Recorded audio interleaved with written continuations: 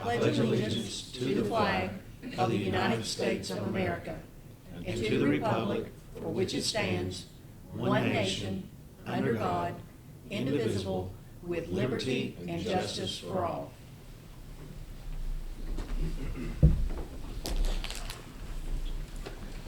Welcome, Mr. Carter. You know the routine. We're going to do pretty much the same thing we did a week ago.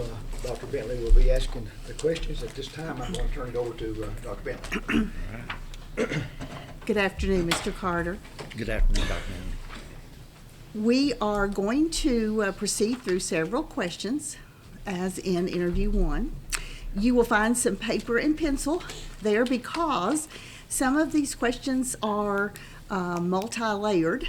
We may start with an initial overall question, but there could be additional questions, sub-questions, if you will, connected to that overall question. So feel free to take time to write down any specifics about the question. Certainly we want you to know that think time is permitted because some of these questions today may take a little bit more thought before you want to respond, and that's okay. And then please don't hesitate to ask me to repeat any question. Okay? Thank you.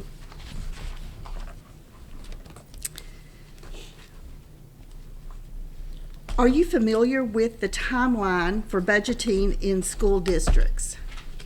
Please explain the process and timeline you feel would be reasonable coming into the next budget year, which would be your first one on the job, and what you plan to do specifically to ensure that the timeline is met.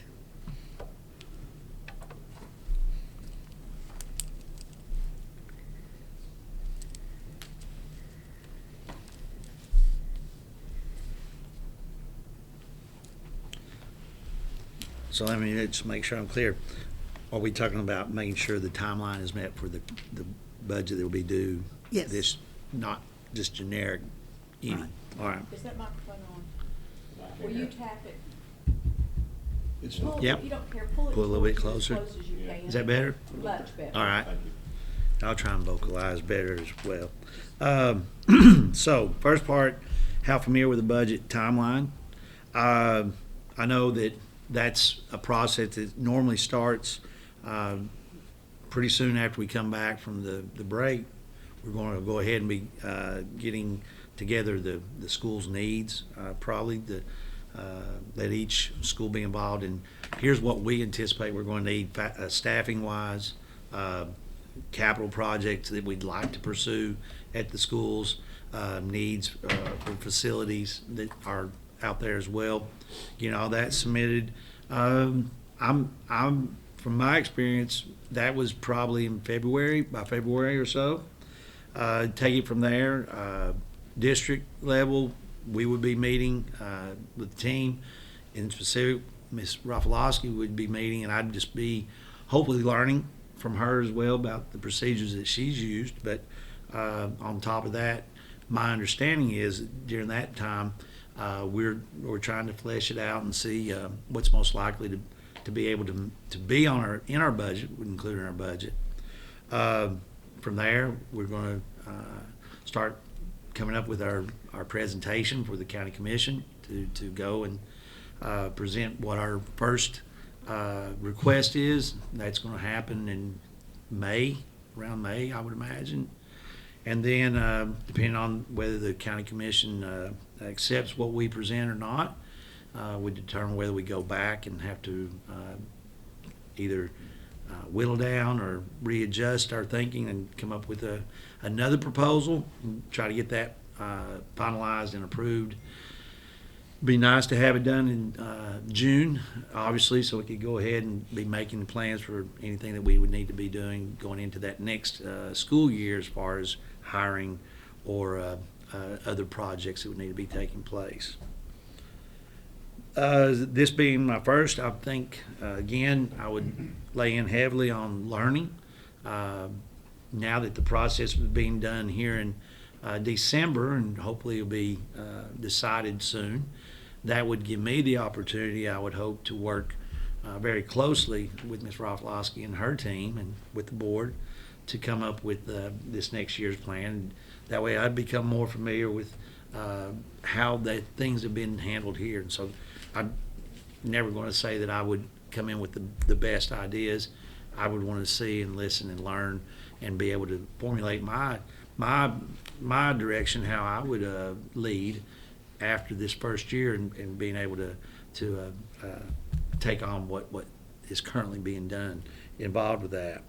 And then to make sure that the process and the timeline is met, I think just know the expectations and the dates and the exact dates of Sullivan County and what the expectations are with the county commission in mind would dictate that. And I think we do what we're supposed to do and get it done. I don't think that's not a negotiable. Is the current budget for the Sullivan County Department of Education sufficient? If you believe it is, please explain. If you believe it is not, what are your plans to secure more funding from the county commission?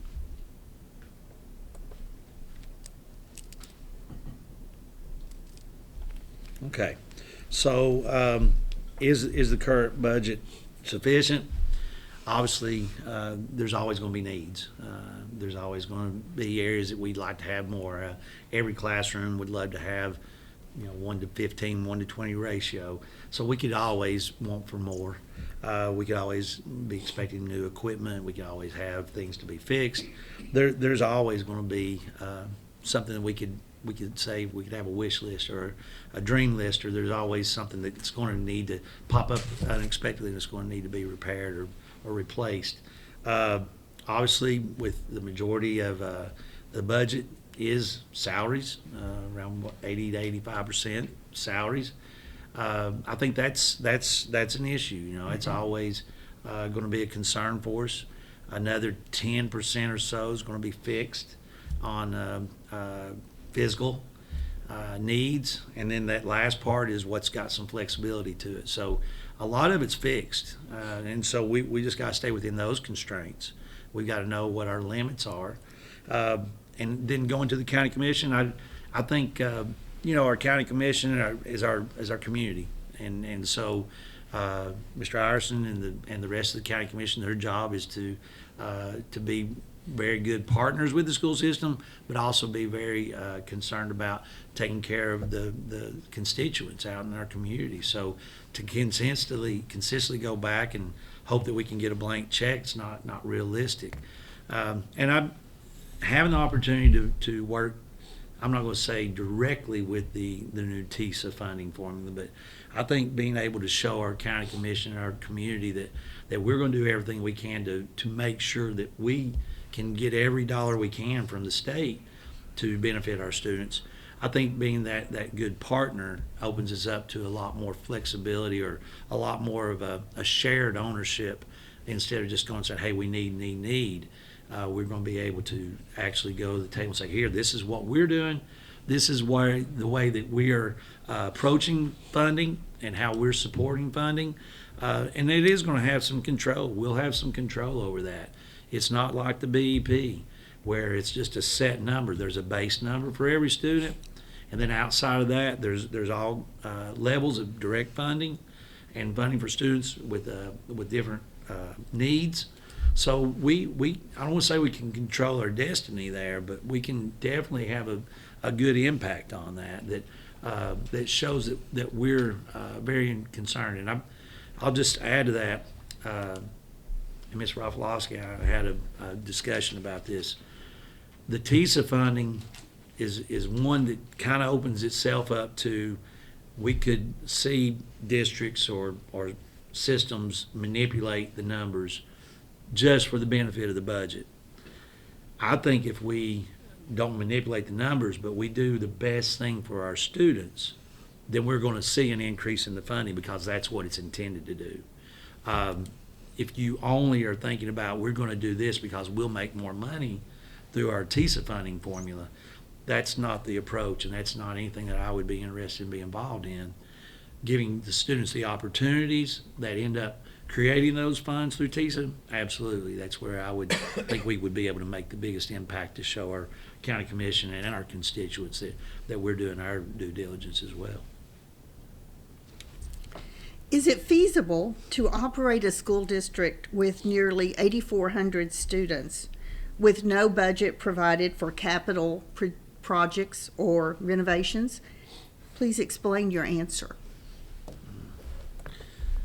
That'd be almost like having a home and not having a rainy day account. In my opinion, you're not going to be able to just ignore or avoid doing repairs and anything related to what's safe for our students, what gives a good representation of our community. I know as a principal of Union Heights Elementary School, one of my biggest goals was that when you drove onto our campus, the campus was inviting, that it was safe, and that the appearance inside was nurturing for our students. Things that aren't working, if we got facilities that are broke down, that sends a message. If we have broken down equipment, that sends a message. And so I don't think it's feasible to say we could operate within a budget that didn't have room to keep our equipment running, to do upgrades as necessary. I think it's more feasible that we have a strategic plan in place and that we always are keeping a percentage there for such unexpected occurrences, and then on top of that, that we have that strategic plan that puts projects in order of significance and need, and with always, I think, top on our list has got to be what's for safety for our students. So everything we do is centered around what's best for our students and our staff and our schools, so that they have a safe place to work and they have a clean, functional building to operate in. How do you determine which programs to fund in next year's budget? Okay. And when we say programs, Services, programs, projects. well, a certain degree of that's going to be dictated by law and policy. And, so we've got to first be accountable to understanding what's required of us. There's certain things that are not something that are negotiable. We can't deny services to students. For example, students with special needs. That's not anything that we can say, oh, we're not going to do that. So we have to know what's required by law, make sure we're doing those. And then from there, the rank and order is, in the world that I live in with career and technical education, when I came into that, prior to that experience, and that was in 2018. So prior to that, I probably didn't understand it as well, but moving into that role and understanding, in my opinion, what our goal for education is that what the mission statement is in Sullivan County, that every student leaves our doors that they're prepared for college and career. So when we start looking at what programs we want to fund, I think we've got to take a really close look at things outside of just our walls. We've got to understand labor data. We've got to understand the needs of our community, and we've got to meet those. We've got to be partners that are preparing our students for success.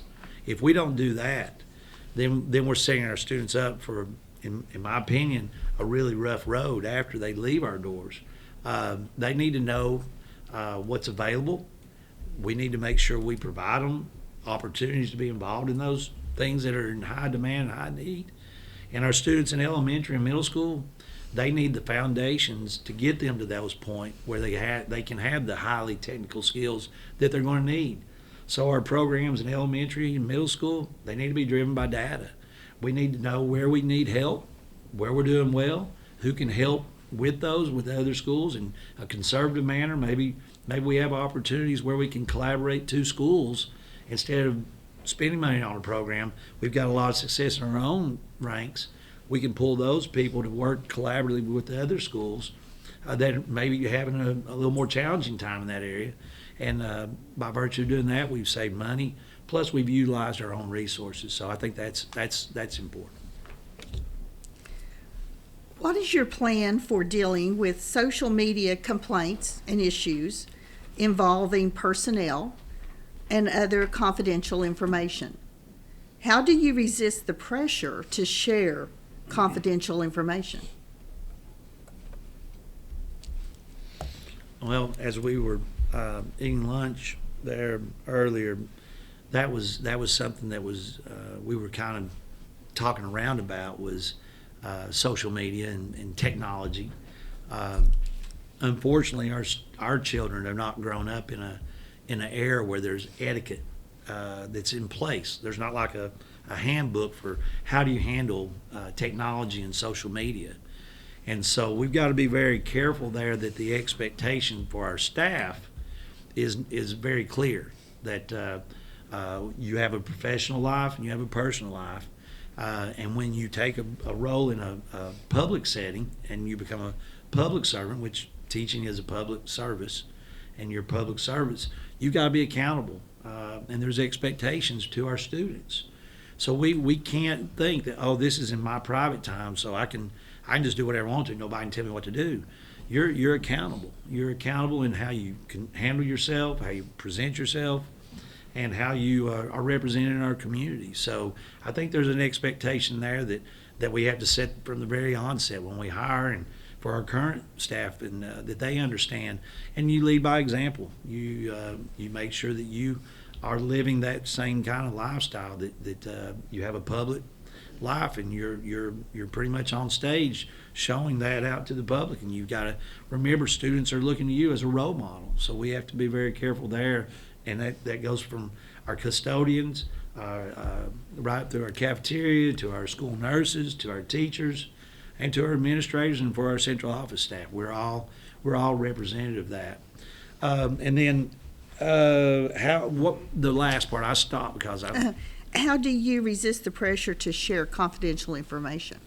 I mean, number one, there's laws against that. You know, we have a certain amount of fervor that we can't divulge a lot of real confidential personal information.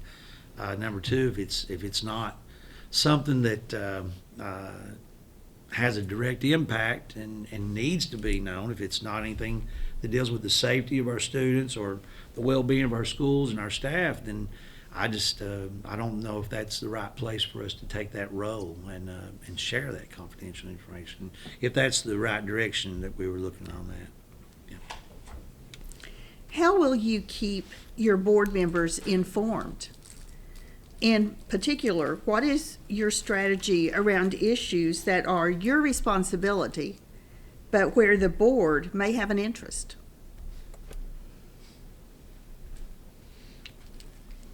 Dr. Bentley, if you'll read that last part of that one more time, please. I apologize. No problem. In particular, regarding informing board members, what is your strategy around issues that are your responsibility as the director of schools, but where the board may have an interest?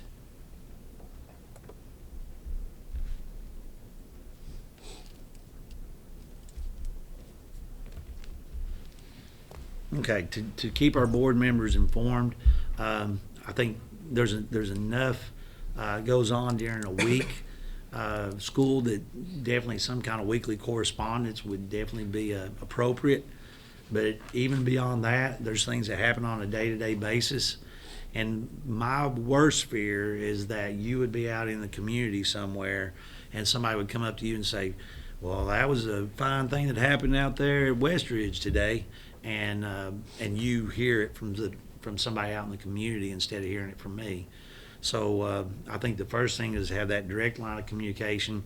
Whether you want that, the board would prefer to have that in a call or an email, or I tend to think the personal interaction is much more appropriate. May not be feasible in some of our roles that's the easiest way to communicate.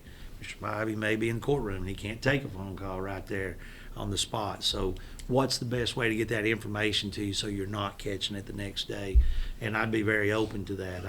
I'm definitely a communicator with think it's very important, not only to our board, but I think it's important that our community stays informed. And I really liked what Dr. Perry in Hamlin County did. He had a weekly news article that was entitled School Matters. You can read that several different ways, or a couple of different ways for sure, you know. School matters, like there's issues going on I want to keep you informed about. And then the school matters. Education's important. And so that went out, and it was just that. It was both prongs of that to keep people informed about what's going on, things that are happening that are of interest. And so I think that's important as well. And then the other part of that question was how to, if it's my responsibility but the board members have interest, I'm very open to listen and talk. I think, especially at the beginning, there's no secret here. The two candidates, one is from Sullivan County, one's not. I don't want to come here and act like an expert. I think you're in the seats that you're at because our community has chosen you to lead and be a voice. So what would I be if I didn't listen to those voices? Now, does that mean that every time that we have a conversation that we're going to be able to say, oh, well, yeah, I'll do that? I don't know if that's the case, because you end up getting pulled 10 different directions, or 7 different directions in this case. I think the most important thing is that you're open to listen, you're willing to collaborate, and that at the end of the day, you understand that there's going to be some things that just because it's my responsibility, I might not be able to fully agree, and we may have to go a different direction because it's for the best of the whole system. And that's the responsibility that I feel like I have to own. I have to be the leader for every student and every community mentor in Sullivan County. So I have to be. I think that's why you're hiring this position is to make that final call. So sometimes it may not be a 100% favorable opinion with some people, but we agree we're adults, we're professionals, and we're doing what's best. All right, this next one has several embedded questions. Explain your process for responding to parent emails and calls. Do you handle them personally or assign to others to respond? What is your normal response time? Unless you are on vacation or on some form of leave, what is the longest it has taken you to respond to a parent's question, comment, or concern? Does it make a difference if the question is in regard to a student? Yeah, we may have to go over some of those again. I'll start, and then any of them I miss, if you'll just say, yeah, you forgot this one, because it's not intentional by any means. Explain the process for parent calls and touchback. I don't think there's any room for it if I can't get it done this day. I think it's very important to make contact back if at all possible right then. Hopefully within number of hours at most. I know as a principal, and I can do it from the state level as well, and from my time as a director in the system. Communication and feedback and contacts was one of my primary positives, I would think. Not bragging on myself, but I've been told numerous times, thank you so much for getting back to me so quickly. And I just think that's part of the responsibility. There's going to be times when you have a student situation and a parent's upset. I think one of the worst things that you can do is let that stew for a while. And sometimes parents are probably going to calm down, but I think having that initial contact is very important. I don't think we give an immediate response, though. We got to do our research. We got to do an investigation and find out all the details of why the situation is what it is. There's always going to be two sides to every story, so you make sure that the parent is heard. And I think we're mainly talking about parents, correct? Oh, for the most part, yes. All right. Yep. So for parent emails and emails. Calls. We know that there's two sides to every story, and there's the truth lies in both, and in sometimes in the middle of both. But we listen to all points of view, and we take in consideration what's been happening, what's going on, if there's any past just a lot of thought going into it before you give any kind of response at all. So the amount of time on feedback, and I may have shared this with you before, but I think this is a good rule. At the State Department, it's 24, no more. So no more than 24 hours we should be responding. I don't live like that. If you check my inbox on email at the State Department, I deal with emails from across the state and across the country. When I walked in here, I had 10 that were unanswered. And there's times when there's 50 or 60 sometimes when I'll walk away. Before I end the night, I've got that down to maybe 2 or 3. If I've got just 2 or 3 that just need maybe my direct attention to, and it's just too late to respond to. But I do not like to leave communication lagging. I like to take care of it there at the time. Let's see. Any other parts to that? Because I know there were maybe a couple other things that I left out that I was really I think you covered pretty good. it. Pretty good. Okay. So, and then with communication, I'll just finish with this. Anytime that we can be face to face. I know there was one part about, do I answer them personally or have somebody else do it? That's mine. Those are mine. They don't want to hear what somebody else has got to say. That's my responsibility to answer those emails, return those phone calls, and carry out the communication. It's too easy for something to be misconstrued. Even if it wasn't intentional, it's too easy for that to be misconstrued with somebody else speaking for me. So no, those are mine to respond to and answer questions. And then some of them are not going to be comfortable, and something that I always liked to do when I was a principal. When I knew a parent was coming in the office and they were upset, I wanted to make sure they understood I was going to have their ear. So before we would walk in my office, I would let the secretary know, please hold all calls. I'll get back to them as quick as possible unless it's just an emergency.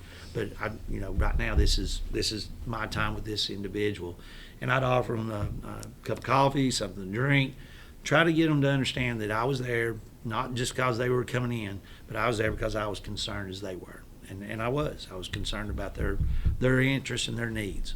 So.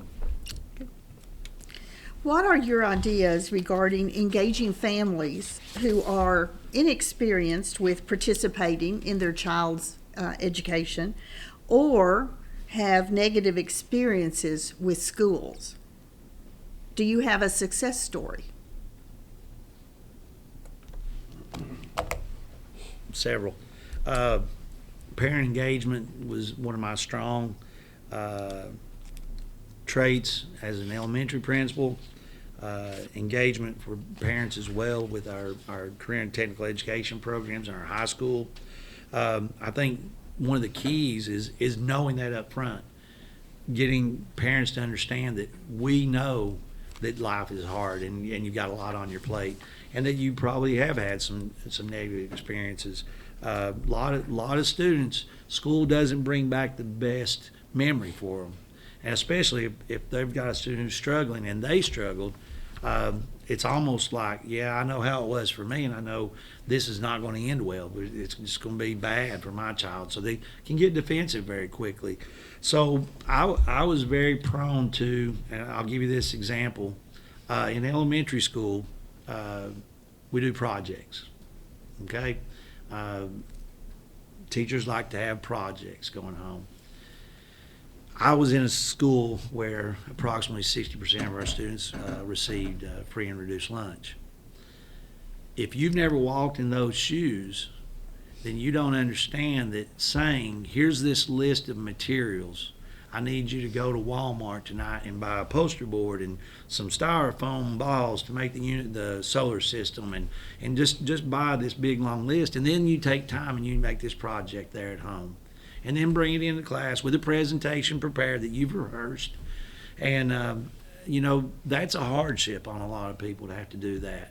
So I wanted to build that rapport with our parents And I basically had the rule that if you're going to do a project, we're going to do it in the classroom, and if we need the supplies, we're going to supply the classroom supplies that students can have access to, so that if they are in need, they're going to get the support there. We have parents who are working second shift. We have students at home being raised by brothers and sisters, aunts, uncles, grandparents, guardians, and so we needed to know, they needed to know that we understood. And so I was constantly teaching my teachers those life lessons. To, if you grew up in a household where it was more of a traditional home, 2 parents, white picket fence, 2.5 kids and a dog, sometimes that doesn't add up the same way. Your experiences are vastly different, so a lot of our teachers may not understood that. So I wanted them to be familiar so their parents were comfortable with us. And then when we had those uncomfortable situations, or parents started feeling a little bit more at home, they felt like they care about me as much as they care about my child, because they understand the things that I go through, and so they're taking that into consideration. And we're not getting those big projects due. They're actually helping my child. Parent-teacher conferences, letting them know when they come in that we're not going to sit there and talk educationese to them in acronyms that they don't understand, and we're talking over them or around them. We very much want our parents to understand that they're a part of that decision-making team, and they need to be fully knowledgeable of what we're talking about. So I want our principals to have that kind of mindset when they work with their schools and their teachers, that they're understanding that's our audience, and our customers, in a sense, are our parents and our students. We have to make sure that they have a good experience and a positive experience, and that when they come to our events, that we're very nurturing with them as well. If we were to experience another pandemic, how will you handle this within our schools? Specifically, what are your views on remote learning? Should staff report to the actual school buildings to provide instruction to students who are at home? How will you address the issue of masks for students, staff, and anyone entering the schools?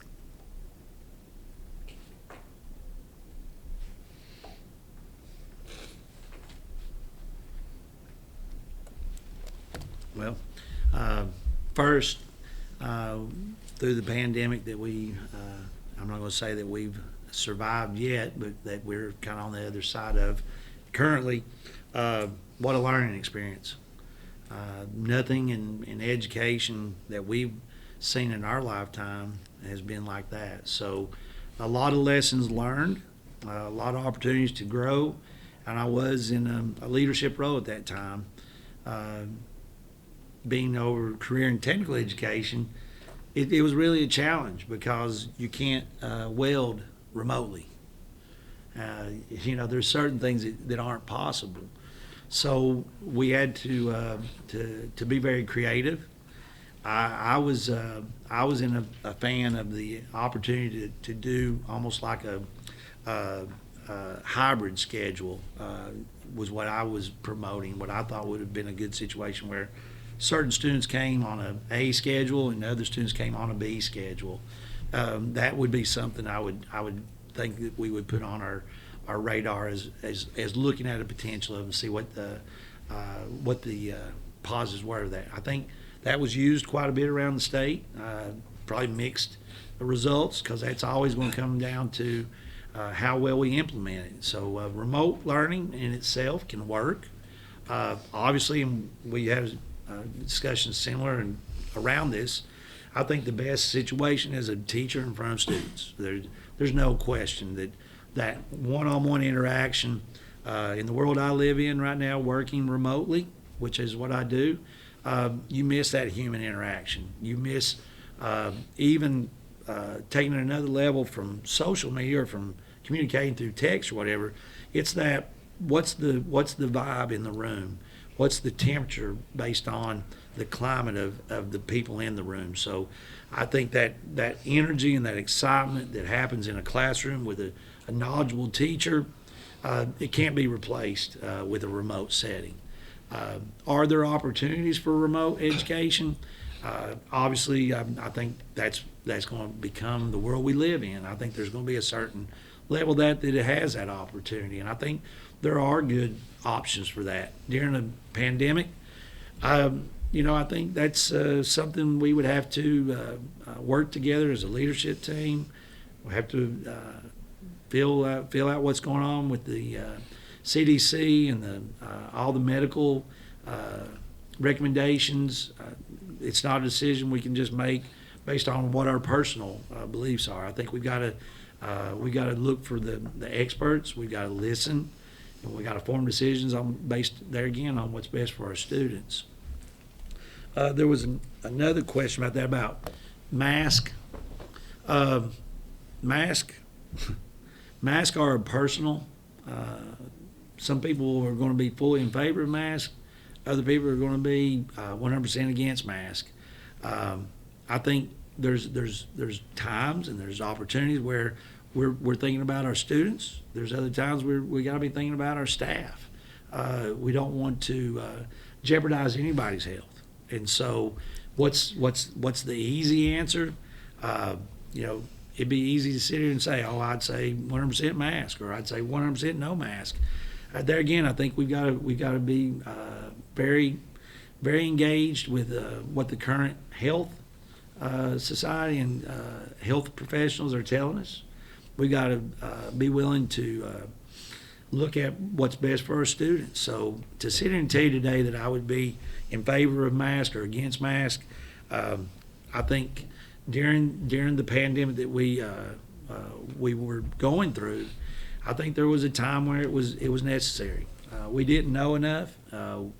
We didn't have all the answers, and so we went with what we knew might be the best. To do nothing wasn't really an option. So we went with what the prevailing evidence was and what the recommendations were at the time. So I think that would be the same case. We would have to make a decision based on what everything was guiding us at the time. So should staff report Oh. to their actual buildings to provide instruction to students who are remote? There's definitely a need to have staff in our buildings. To put them in a situation, though, where we're saying your health isn't of interest, we're going to get you in a building with another 100 staff members, and we don't really care. That's not a good approach. But there again, we don't want to have the opportunity to be together and work collaboratively together. So I don't know, Dr. Bentley. I would think that there's a certain degree of accountability, but then there's another level of me that says we're professionals. It would depend on, what underlying circumstances. If you've got a health compromised staff member and they needed to not be exposed, I would definitely think that would be something that would be considerable, that we could consider. I think having our full staff not in the building, not working there, obviously the job that I do now is remote. And we come in to our office in Nashville monthly, and sometimes not even monthly. But we use Teams. I don't know how familiar everybody is or if you've used Teams, but you're very accountable on Teams. You have a calendar. You're pretty much you know where you're at, and everybody else knows where you're at throughout the day. So there are ways to make that work. It's definitely not the best choice, but there's ways to make that work if it had to be. What are your views related to nepotism at all levels in the district, both professional staff and support staff within the school system? Your views related to nepotism? Well, obviously, I want the best person doing the job, regardless of who they're related to or who's promoting or anything like that. So I think number one, we want the best qualified people in positions, and so there are rules. I'm positive there's policy about nepotism. There was policy in Hamlin County as well, and I think those are there for a very good reason. We don't want a situation where people are getting jobs just because they're related to somebody, or unfortunately, there may be times when we can't have somebody working in a building because of relations and things of that sort. So I fully support the rules and the policies that surround nepotism and following those constraints that are in place. I don't agree with nepotism. What will be your procedures for selecting new administrators when vacancies occur? What are your criteria when selecting an administrator?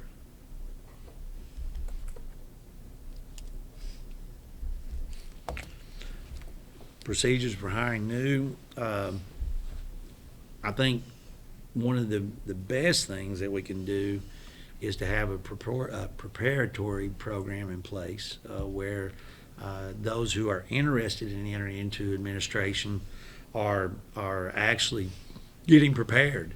And I think that doesn't just come by anybody who wants to be an administrator.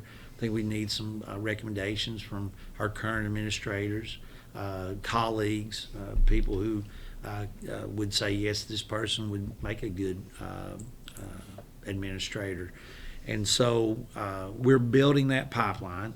And then as we're building that, I think what I would be looking for is how do you communicate? How do you relate to people? And where's your heart? I believe servants are leaders. Leaders are servants, excuse me. I think servant leadership is one of the highest levels of leadership there is. And when I say servant leadership, putting others before self. And so I think that's a quality that I would always be looking for in our administrators, is that selfless sacrifice of I'm doing this for the bigger purpose. And you can pick those people out. You can find them in the classrooms.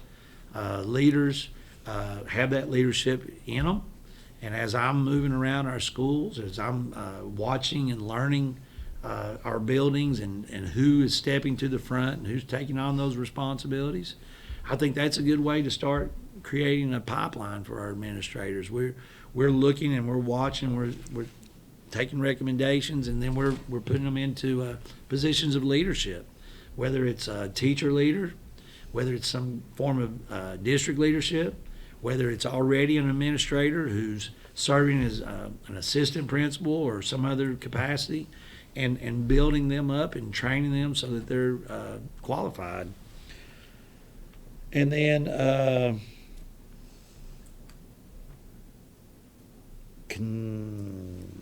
connection for, or what was the second part, Dr. Bentley? Just about your criteria for the selection. There we go. And procedures. Yeah, I think I've pretty well covered that. I think we're looking for people who give of themselves, people who are serving rather than seeking the honor for their own, pushing and delegating everything. I'll give you an example of the type of leadership that I shared, or that I was big about. And I didn't think anything about this, but we had an annual turkey supper in our elementary school where I was a principal as a fundraiser. And the staff was back there pulling turkey and making plates and keeping everything rolling. And the dish room was getting stacked up.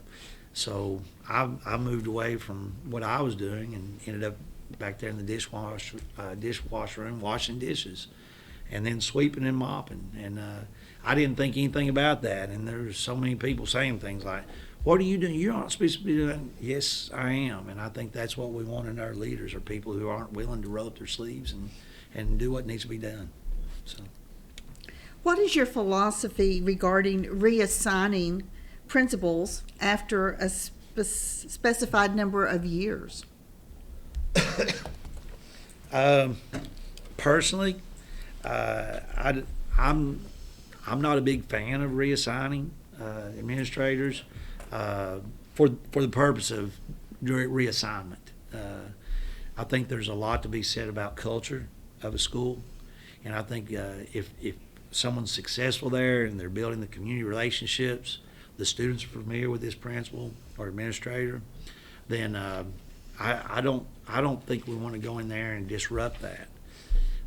I would be more in favor of if we're looking at a school that's in need and maybe saying, oh, we're going to reassign this principal to that school because they're higher needs. They need this person. I think we take those two principals and we pair them together, and we let this principal grow through the expectations of what this principal life's leading in that school where they are successful.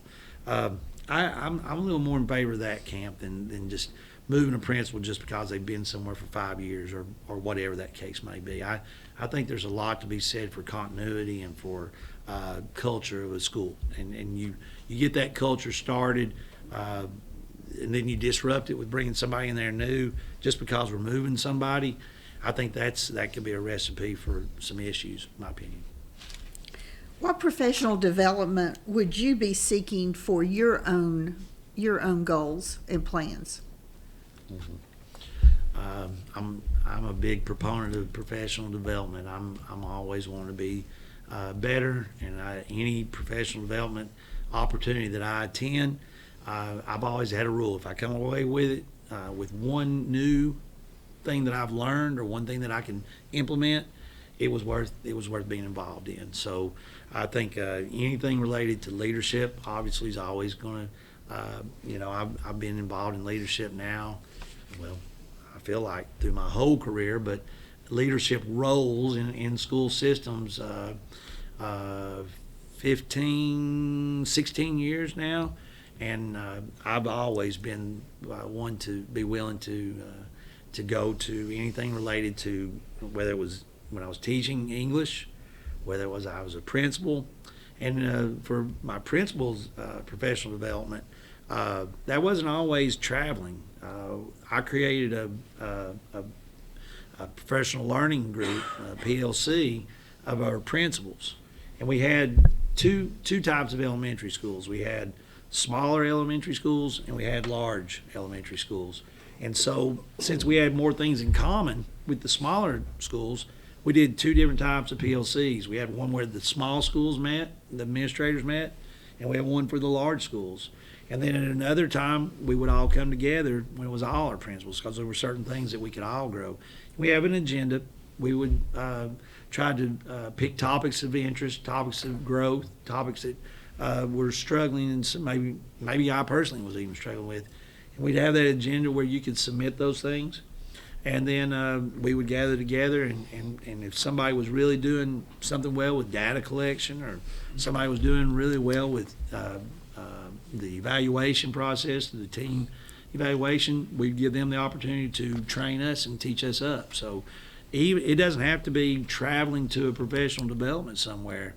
Avid reader, I love to read. I love to read professional material, as well as inspirational material, as well as biographies, are probably the three genres that I tend to read. And I think that's professional growth always. So, Have you written or participated in the writing of school board policy? If yes, give us an example. Yes, I was involved in our attendance. I was the attendance supervisor for Hamlin County Schools, as well as the CT director. And so there were instances where we had to go back in and reevaluate policy. Didn't write it from scratch, but had to go back in and revise it so it met state policy or state law. And then there were times, and we did this during COVID. We were talking about COVID. You know, that was a really hard time with attendance. So we had to adjust our policies there on what was going to be deemed as excused absence, unexcused absence, and what was the expectation. So yes, I have been involved in writing policy. If selected as the next director of Sullivan County Schools, explain what law enforcement's responsibilities are within the school system. Okay. Obviously, in the schools, there are still laws that can be broke. And at that point, we need to have the support of our law enforcement officers, SRO officers. If we have to call in law support, then that's what we have to do. In most cases, that's something that we're going to be taking care of internally. But if it involves something that is breaking the law or harmful to students, then we need to involve our partners in education, which our law enforcement should be a partner with us. So I think the main thing there is we have policies in place. We have school board policies. We have rules, things that are going to be under our control that we can handle with our own policy and our own discipline procedures. We need to do that. And if it's out of our hands, or like I said, if it's dealing with the safety of our students or something that needs more support, legal support, law enforcement, then absolutely we follow the law. How do you plan to begin your administration in the first month on the job? Please provide specific examples as opposed to general statements. Describe what you envision as a typical week on the job in your first month. First month being July of 2023. Of course, getting to know the staff at central office from the very get-go. Hopefully that would already be taking place through January through June. I would hope I would have the opportunities to really start to get to know and be familiar with the budget process, learning who's responsible for what. I think it's very important as well that during that first month that I'm reaching out county government, make sure I meet and understand what our role is and the expectations from our county government. Wouldn't be opposed to meeting with the county commission during that time as well. Just introduction and getting a better feel for who I am.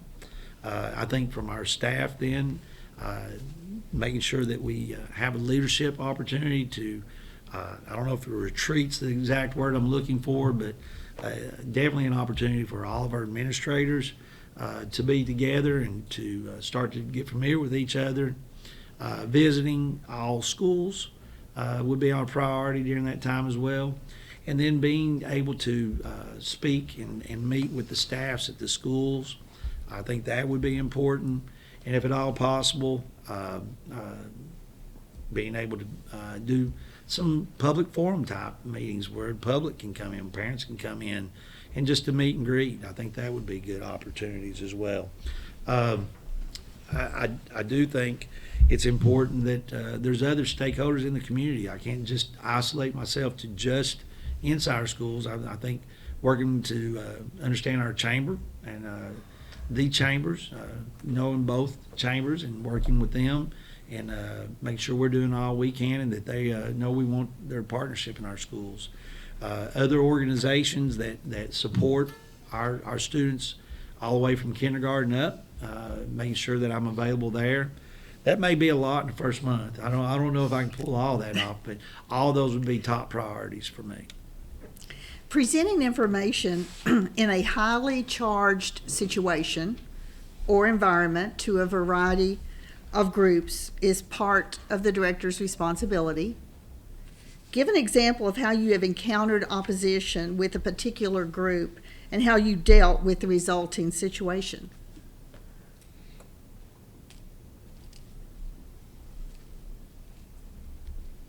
Okay. I'm going to share this first one. It's not with a highly charged group, but just real quick. I just become a principal, Union Heights, and our students were off campus. Oh, could you pull the mic a little closer? Thank you. That's not normally a problem. I apologize. Usually I don't even use You're trying one. to talk to all of us, and as you go So I'm left going and from side right, to side. All right.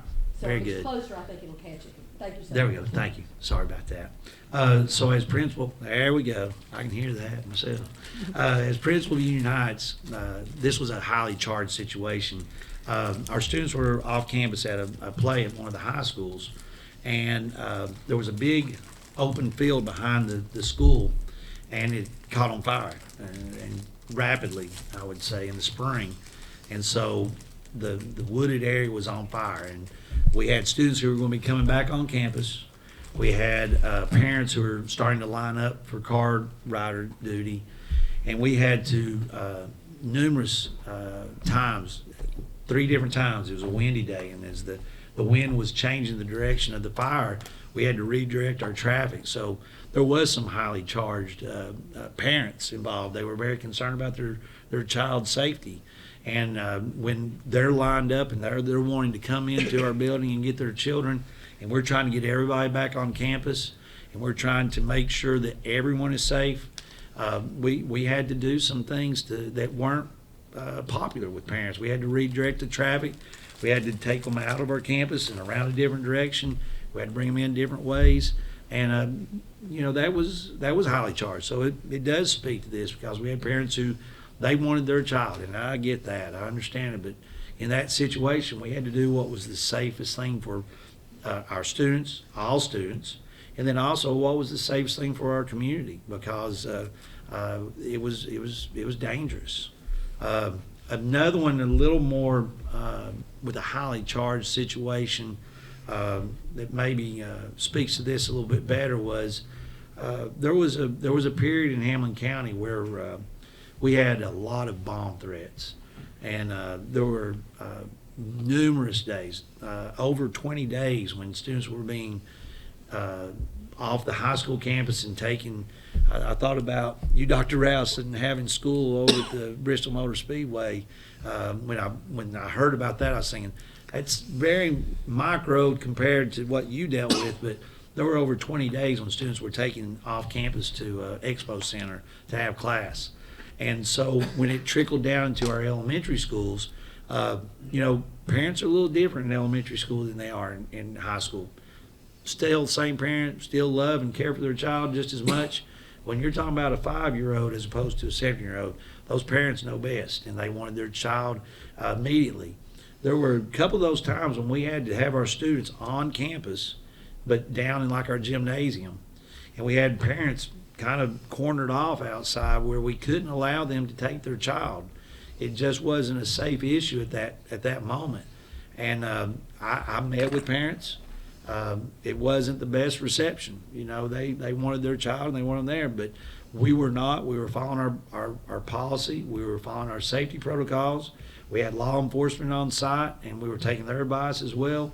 And I was just the deliverer of the news at that point, and I had to be receptive to that. I had to take responsibility for that, and so made it through it, and don't think it anything long term came out of that negatively. Just had to be able to state our stance and stand behind it.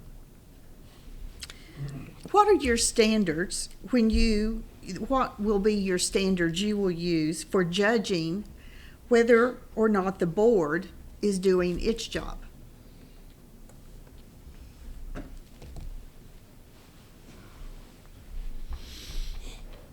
I mean, the role of the board is to guide the policy that we follow, and so judging that is the needs of the community, the needs of our schools, our teachers, our administrators, and the safety of our students. So I think one of the basic ways to do that is, are we meeting those needs? Are we as a board serving our community and the needs of our community? So we've got to be very open to listen, understanding that there's a lot of opinions out there and everyone's got one.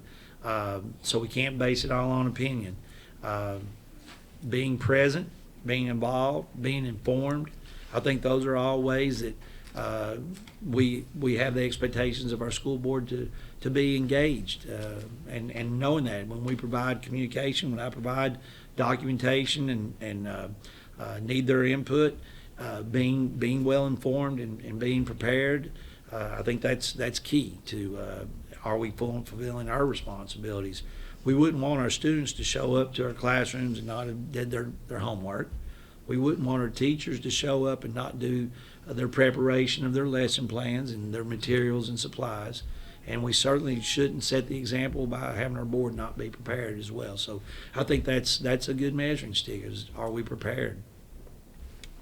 How will you balance conflicting interests between the board and different support groups?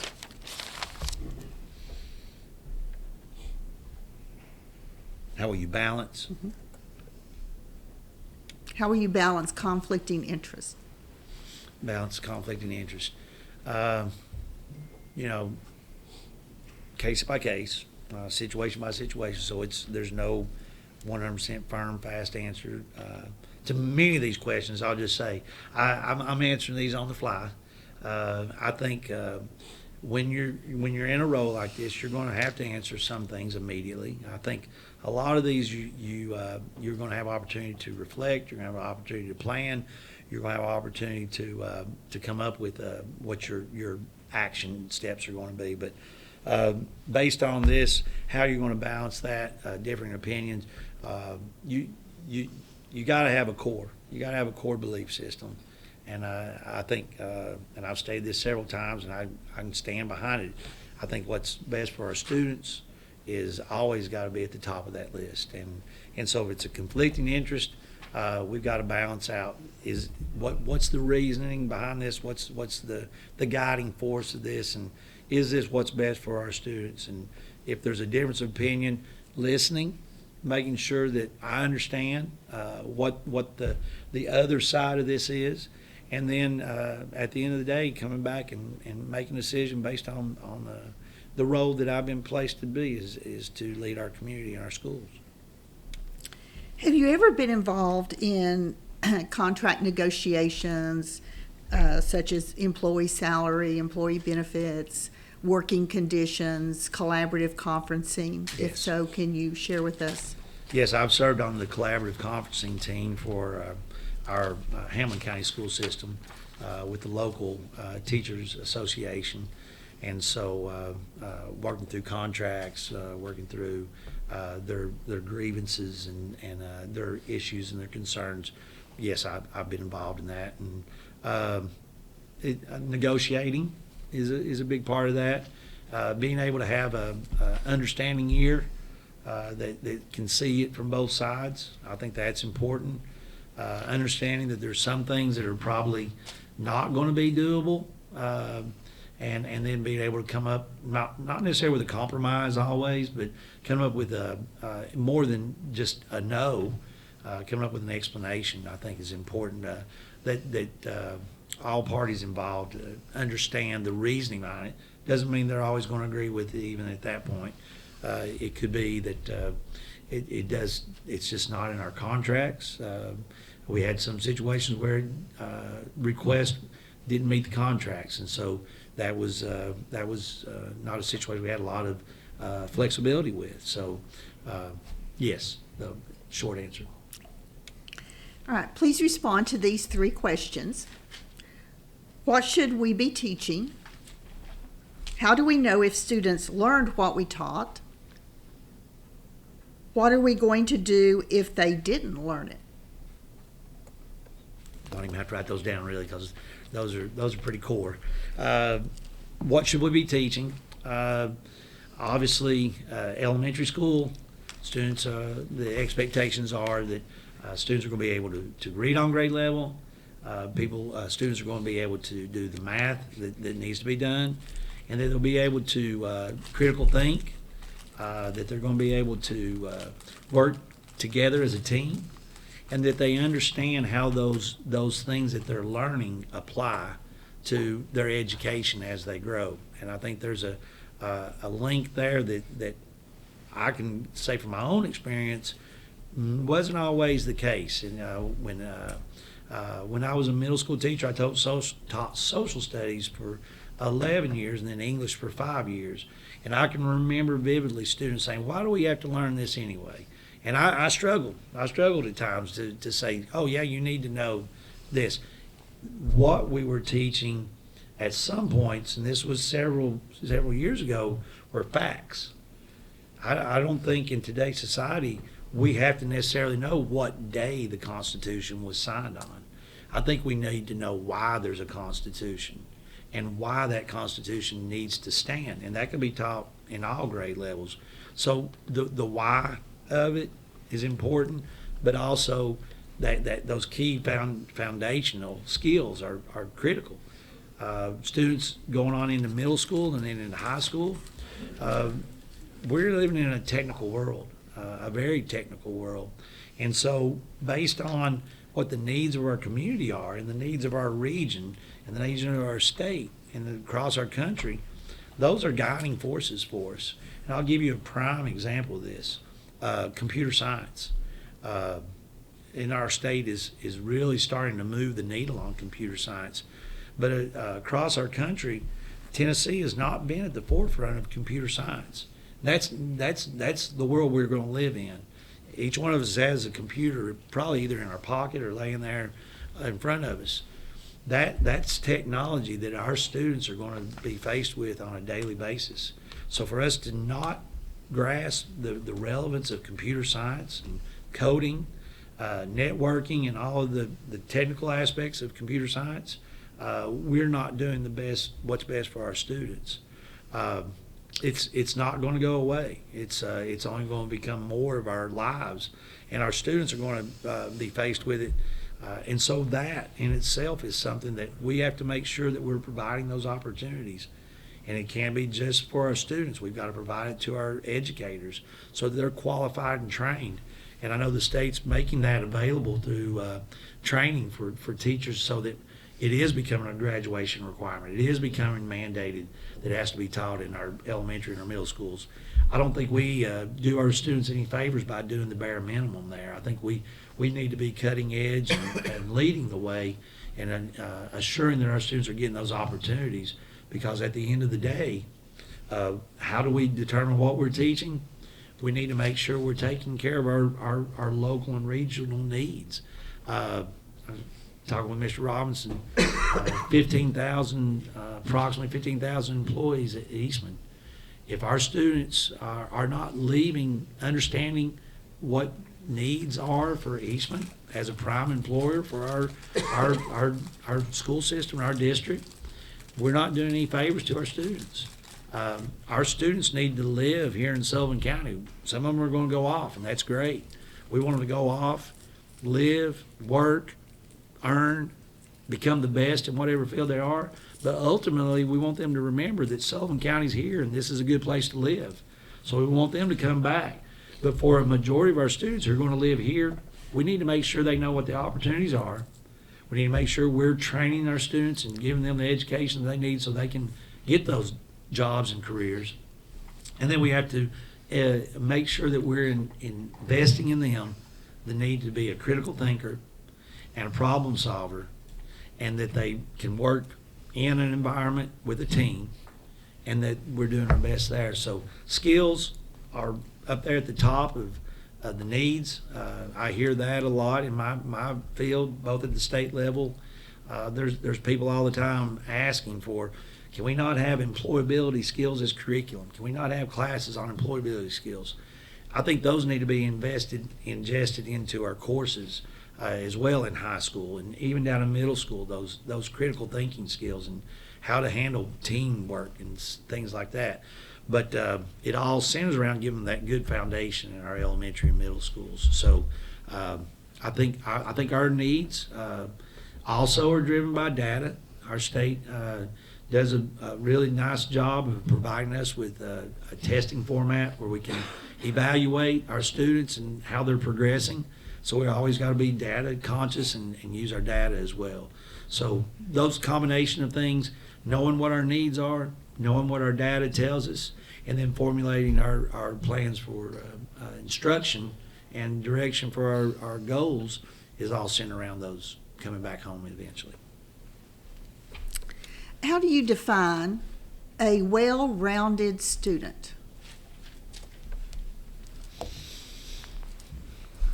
A well-rounded student has opportunities to find out what they're well-rounded in and what they enjoy. So I think a well-rounded student has got to have those opportunities to be involved in challenging classwork that meets their interest and needs plus requirements. I think a well-rounded student has opportunities to be involved in extracurricular activities, a wide variety of those. Some of those academic, some of those not necessarily what I would deem social, but outside of academic, clubs and career and technical service organizations such as HOSA, FBLA, DECA, Skills USA are great opportunities for students to get opportunities as well. Sports, I'm a product of athletics myself. It's what gave me the springboard in education. I believe I shared that with you before. So I think a well-rounded student has opportunities to participate in sports, and not just necessarily on school teams, but have opportunities to be involved in some sort of organized recreational sports. I think we need to challenge our students to understand fine arts as well. I think a well-rounded student has opportunities to be involved in music and theater and have exposure to those. So I think it's very important that we provide those through our schools, down to our elementary students, all the way up. A well-rounded student is able to make decisions about their own educational plans based on the experiences that we give them and we provide to them. A certain percentage of our students are going to get those through their own families, but a large majority of our students might be pigeonholed into one particular area that may not be their area. So I think a well-rounded student gets those opportunities to be exposed to various and a wide variety of opportunities that we can provide or should provide. Describe the ideal classroom. Give us specifics. Ideal classroom is going to be very different when you walk into it from what a traditional classroom of 20 or 30 years ago might have looked like. I think there's going to be less emphasis on the teacher being the center of the stage, directing the full class period, and that goes down into lower grades and all the way through high school. Project-based is a term that I really enjoy hearing and seeing in action, where students are taking skills that they're learning and then they're applying those in that classroom. Education, true education, is application of what's learned. So I have a hard time with a classroom where it's the sage on the stage, where one person's up there for the whole 50 or 60 minutes or 90-minute block, whatever, just giving all the information. A flipped classroom is another example from project-based. Flipped classroom where students are going home, doing their legwork on the front end, and then coming back into the classroom and then utilizing what they learned in an application base, such as a project. So I think small group work that's got purpose, small group work just for small group purposes in itself is not necessarily going to be successful all the time. I think we put students in groups because we want them to do various things. We want them to learn how to work in a group, so one person's not sitting there doing all the work. We understand that students have different strengths, so we want to give them the opportunities, and so those groups are specifically designed. Instead of numbering off students 1, 2, 3, 4, 1, 2, 3, 4, we have our kinesthetic learners. We have our learners who are more thought-based. We have students who have to have some kind of hands-on or auditory learners, all our different components, and we put those in groups together so that then they learn how to build off of each other's strengths. So a lot of emphasis on that, and then the core of that is all centered around application of learning in a classroom. The students have to know, how do I use this? As I said earlier, students asking me, how am I ever going to use this English that you're teaching me, this writing skills? Showing them how it applies. Having guest speakers come into classrooms and sharing with them how I use the written language in the job that I do, from a mechanic and how they write reports, and now putting those into a computer-based program so that the notes are preserved, up to a legislator coming in and showing how law is written and how that process takes place. So showing the full gamut of how our skills are used and applied in real life situations. How would you conduct a team meeting with your principals and central office supervisors to review district and school academic scores and improvements? There's a place for that on a district level, and there's a place for that with each individual school to meet. One of the things that I remember and really gained a lot from was on a school level, each school in Hamilton County was required, and this was under Dr. Dale Lynch's administration, each school was required to have a data team, okay? So the data team would take all the test scores, test data, break it down, analyze it, and then come up with reasons why it was what it was. So when central office staff walked into our buildings, it wasn't them telling us what we needed to work on or central office saying, hey, these are the problems. We sat down, our leadership team, which was teachers from the classroom, grade representatives from different subject areas and grade levels, even down into the primary levels who weren't being tested at that time. They were involved in those data teams because they could have information that was pertinent to it. So we would sit down with central office staff, which consisted of the director of schools, assistant directors, and then some of the different supervisors. And they basically were there as an audience. And then it was our job to explain our data. What were our areas for growth? What were our areas of strength? What was our plan on how to reach those goals that we were setting, and how to keep the needle moving in the right way? Which groups of students were we not targeting or not meeting their needs? That was important. And then from a district level, we would get together as a district and we'd look at data from a district standpoint. Got to be careful when you are in a room with all our principals that we're not pointing fingers at anybody and putting them in a bad spot. I think those are conversations we have on a more of a me and the principal setting, or leadership team sitting down to create a constructive plan. But on a district level, we're looking at it overall as here's what we got, what do we need to work on, and how can we do this? And then we break off. We do that high schools, middle schools, elementary schools. We break off with high school, middle school, and elementary all mixed in together.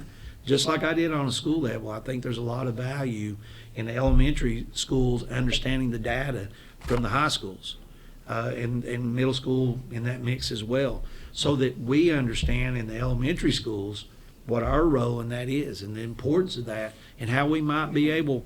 I'll give you a good example. There were times when terminology makes a difference.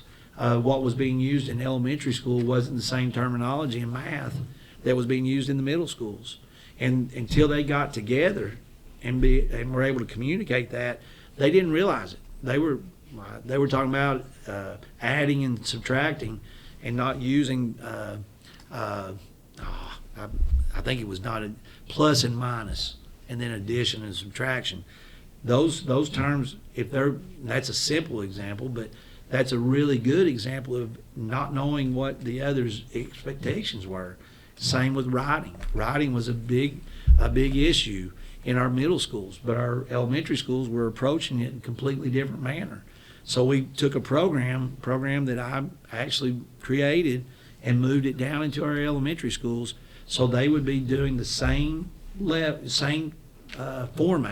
template in the elementary school that they could build on when they got to middle school. So we took our data, we saw where we were having struggles in our middle school writing program, and we moved it down to our elementary school and showed them that data, not as look how we're doing or look how this school's not performing or anything like that. It was more of here's what we've got.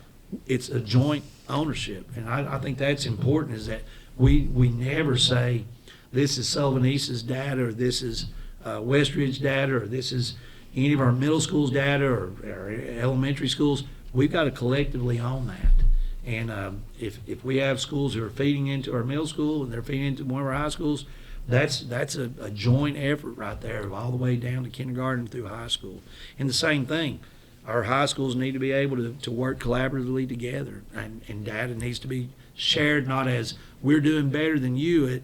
It should be more of, we all live in Sullivan County. What can we be doing to help your students be equal to our students in this one area, so that we're all growing and Sullivan County is the best in the state? Because that should be our goal.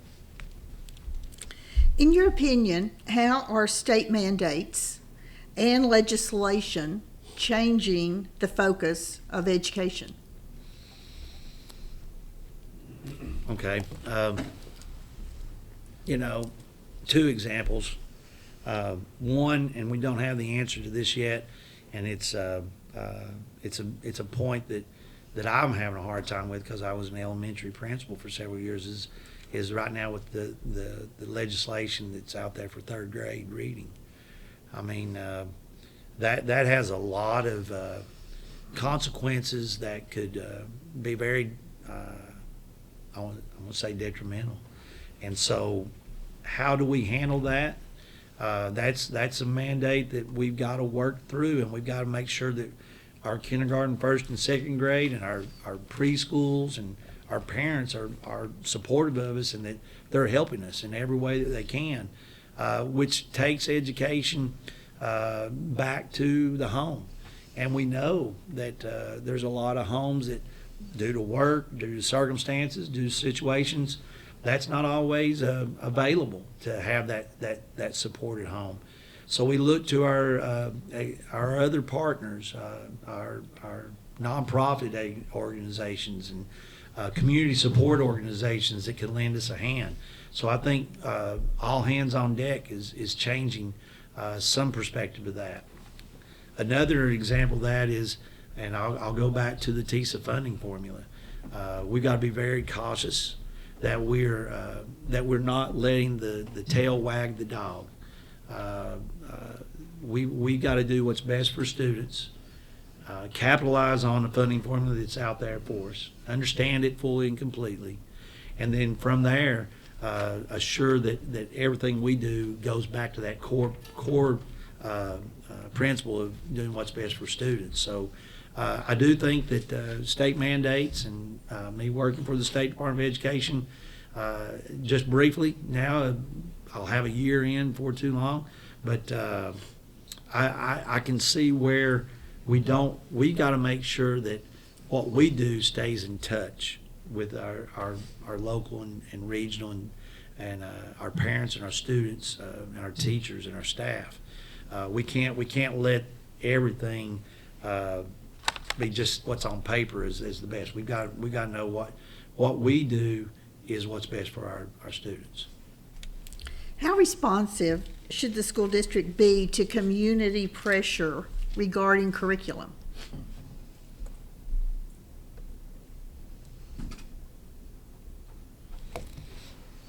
Well, obviously, community interest is of high regard. We don't want to ever be deaf to our community. I think there's through communication, we're able to provide and share information. Sometimes it's information that may still not be accepted or be favored by the community. But I think there's a larger issue than just the opinions of people. There's certain things that are of interest because of law, because of bigger organizational foundational principles than what we might be thinking about on an opinion basis. The Constitution of the United States of America is in place for a reason. We live in a free and democratic society, and I think we've got to make sure that we provide those protections, and that's our responsibility. And so at times our community may not be completely in favor of a decision that's being made, but I think there again, being open, being willing to listen, and then being able to share that information is our best policy. I think when we do that, and we're very transparent, we can't have hidden agendas. We got to be very transparent about what we're doing and why we're doing it. And we all know that we're not going to get 100% agreement in those situations. It's two different sides of a discussion or a choice. So we have to make ours based on what's deemed best and what follows the law. How will you align and audit the district's curriculum with the state standards? How will you monitor to ensure that teachers are teaching the standards associated with their subject and content? I do think on this level we have some great support from our State Department with our consultants. We have subject area consultants, grade span consultants. We have a lot of support there where in the past we didn't. So I think there again, looking at data that's provided through our testing, working with our consultants, whether it's regional or here in the first core, we have people who are seeing this at a different level. So involving those in our meetings, both district and with school level, making sure our teachers are involved and that they're getting the professional development, they're getting the opportunities. If there's ever an opportunity to have teacher input, I'm a very big advocate of wanting my teachers to be putting their name in the hat to be selected for that. Personally, for me, I was able to gain a lot of knowledge and expertise in the writing because I made myself available to work as a volunteer with the state level on the writing assessment. And so I was getting that firsthand knowledge and I was bringing it back and sharing it in our district.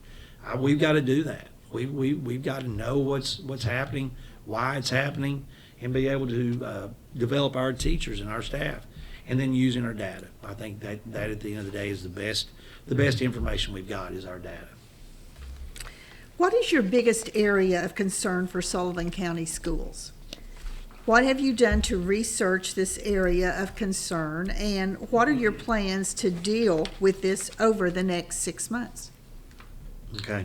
And Mr. Hughes brought up a very good question, and I don't know how well I answered that.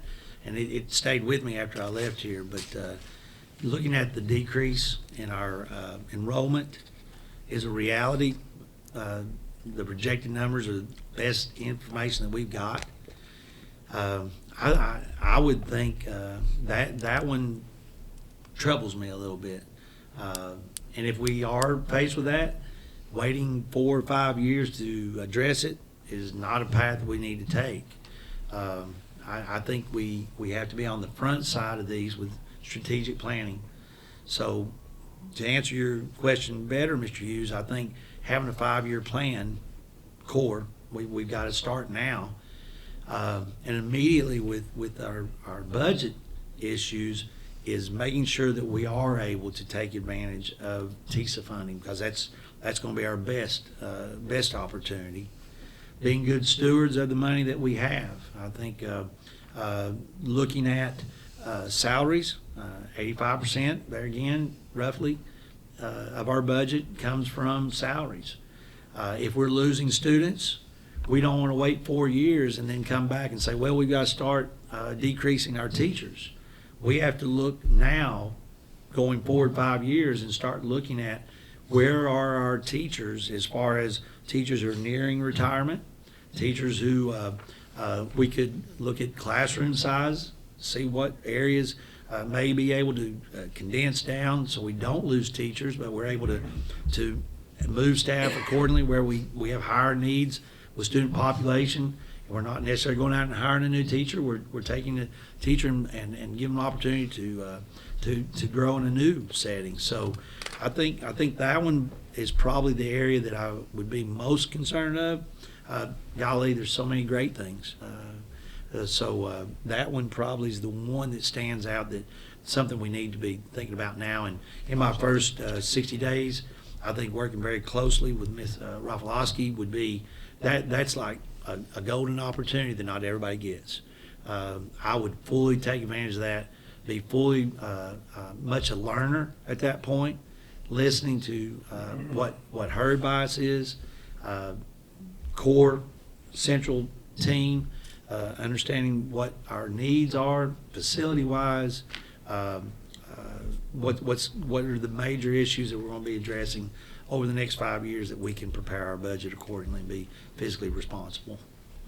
Let's talk about how do you judge the validity and practicality of a new concept in education? If you thought it had considerable merit, how would you introduce it to the school system and deal with possible resistance to it? Well, I think number one, you've got to look at if it's the validity and practicality. I think you look at the research behind it first, the success that it's having wherever it's being used or implemented, if at all possible. There's a lot of gimmicks and a lot of things out there that aren't necessarily research based. So I think research is a primary tool for validity. I'll give you an example. There's a district in Dinwiddie, Virginia, and they have a period called almost like it's an extra short block or whatever. And what they do through that is they do some of their ACT prep. They also have high interest time where certain days of the week students are able to maybe do horseback riding, guitar one-on-one, poetry, special interest. So certain days are for homework, makeup, or tutoring. And all of those are used with another primary goal of being a career exploration period where it's almost like an advisory. So we know that our schools are strapped. We have 1 to probably 300 or 400, if not more in a lot of cases. To think that one counselor is going to be able to go back and forth with that many students and have a direct impact on their counseling is not highly reasonable. So what this school system does is they actually use that as 1 to 25. Now you got one counselor who's an advisory teacher who has 25 students to work with and get to know more personally. So to get the support of that idea for Hamlin County, the school system in Virginia offered to have a team come up. Well, COVID hit and we didn't get to go up. So we met virtually with this from the leadership team from the school system in Virginia with our school administrators, the high school administrators, that's where it was happening at, and let them ask questions and be involved in that decision-making process. Due to that, today in Hamlin County, our advisory classes have 25 students in there. In many cases, they have students who are specifically related to the teacher that they are in, and I'm just going to pull one out. Health. So the health science teachers have students who are interested in careers in the medical field, from all the way up to a surgeon, all the way down to maybe wanting to be a physical therapist. And so those teachers have that set of students.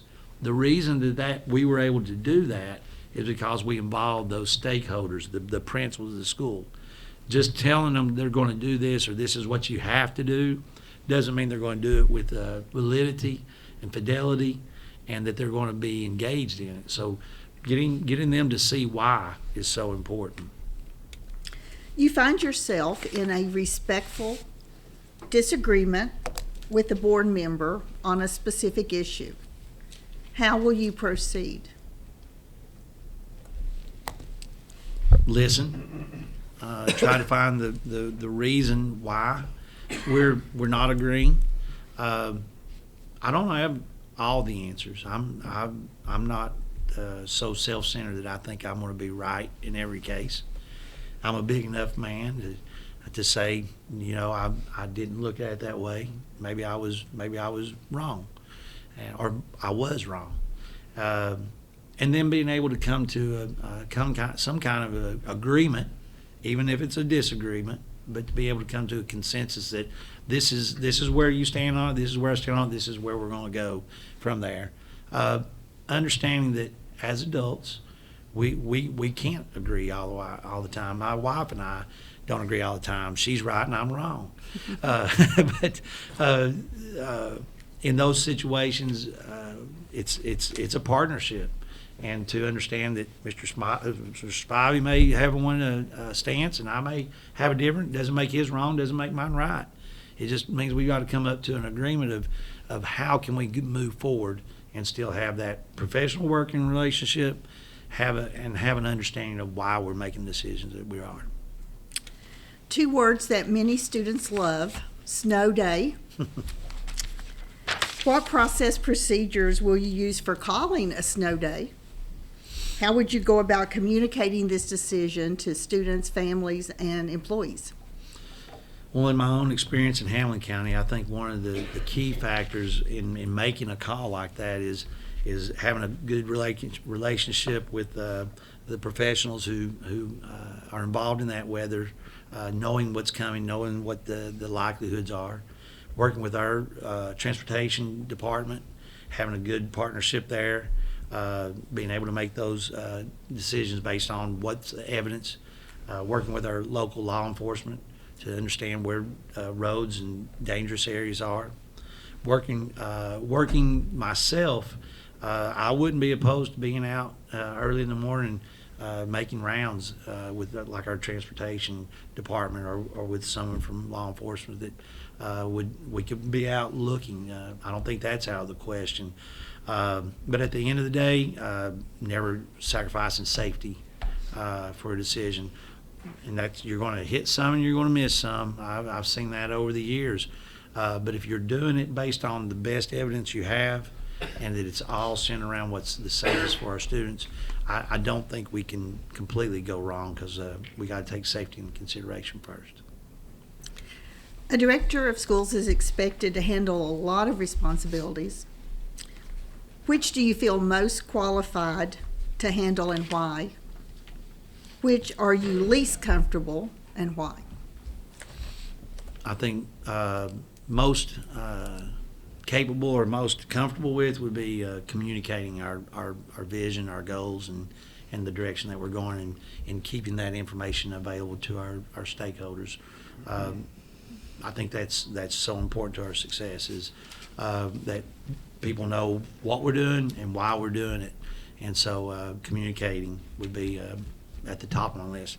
What area, what was the wording of the area to grow? What areas do you feel least comfortable? Areas least comfortable. I feel good, instructional. I've been through all grade spans. Continue to grow in specifically for Sullivan County is being familiar with and comfortable with the organization of county government and the roles of all the different components of that, so make the best decisions for us financially and physically.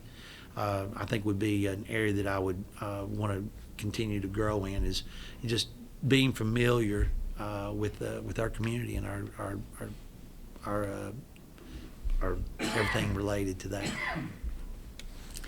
How do you determine whether an employee who is struggling can be successful or not? How do you handle the decision to let someone go? Well, we don't want to make real rash, quick decisions when it comes to a person's livelihood. We want to give them the opportunity to learn and grow.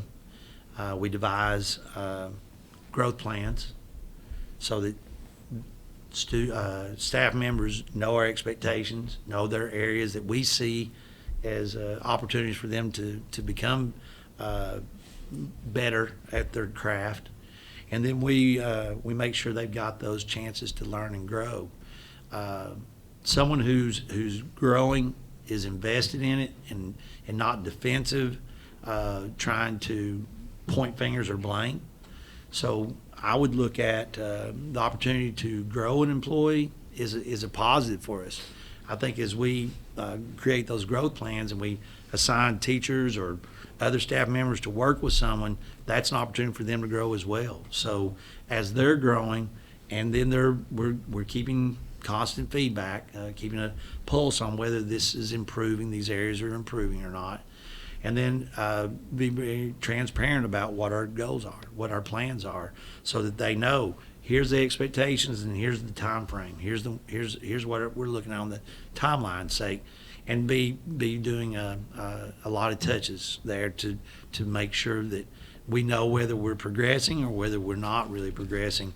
And once we've done our due diligence and once we see that it's not happening, it's not growing, we have to make that decision based on the what's best for, back to the primary goal of what education is about, what's best for our students. Have you ever given a student a key card, access card to a school building, allowing them access to the facility? A key to, give me an example, like just entry into a building? Mm-hmm. To a school building? I don't think so. And I mean, it might be a situation where we're up on a playground and no, that wouldn't even. No, I can't think of a situation there. Okay. No. And my last question. Okay. Are you prepared to accept the position if the vote is 4-3? If yes, what steps will you take to build relationships with a 4-3 board split? I've thought about that, and not that I would imagine there ever would be in a situation like that, but I think it's very important that we work together. I think it's also important for me to understand that this board, for the most part, has got to know me over less than a 4-hour period. And this is bringing me into a situation where I would be leading our school district, leading our schools. And so I wouldn't be completely surprised if there wasn't a 100% consensus. I think it's going to be very important that we have a positive working relationship regardless of if it's a 4-3, a 5-2, 6-1. I've got to make sure that I'm doing my job properly and that I'm working with each board member to show you what I'm truly about and to convince you that I am the right person for this job. I hope that I've been very open in my answers, and I'm very willing to share anything about my life, my personal life, to where it relates to the professional job that I would be asked to do.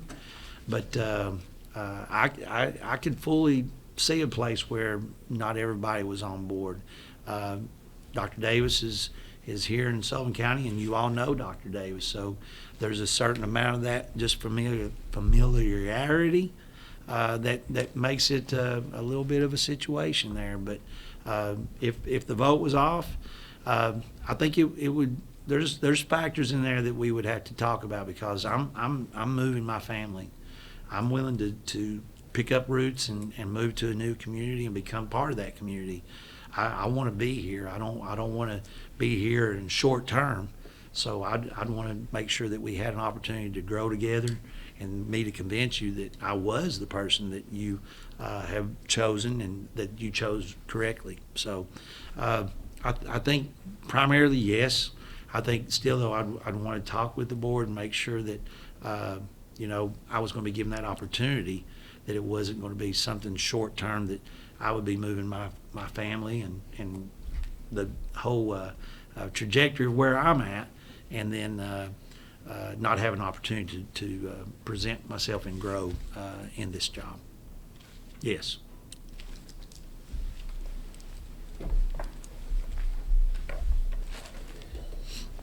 Now it's time to see if there's any questions from individual board members, and Dr. Bentley has 2 or 3 other questions that we may come back and ask if there's no questions from board members. So we'll see. I'll start.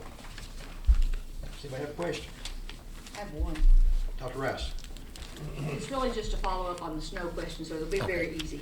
Okay. You are the one that makes the decision. Yes. You are the one who rides the roads with your team. Obviously, yes, you do get input from the weather station in Morristown. You talk to the sheriff's department, all those people. But it would be you making that decision along with your team. So you don't know that knowledge. So having that knowledge with you being the one to call it, I guess I'd like for you to just give me a couple more sentences on that, knowing that truly you're the one that calls it. Yeah. I would tell you, it's just like in football. There's a lot of quarterback sitting there in the armchair making the calls. You make this call based on what's in your mind, what's going to be the safest thing for the students. So you don't put students on a bus if you've got any thought in your mind that it could be a dangerous situation. And there again, you got to own it. You're going to mess up some days, and the weather's going to divert and go a different direction. You own that decision as well. I made that decision based on the information I had in front of me, and I had to make that call. Thank you. Mm-hmm. Other board members, any questions? Can I have just a second to look at my notes? Yes. Mr. Robinson. Okay, if we was to offer you this position and you've got friends or family moving in with children, will you encourage them to enroll their student or their kids in Sullivan County Schools? One more time. If we was to offer you this job and you've got family or friends moving into the area with you with kids, would you encourage them to put their kids in our Sullivan County school system? Absolutely.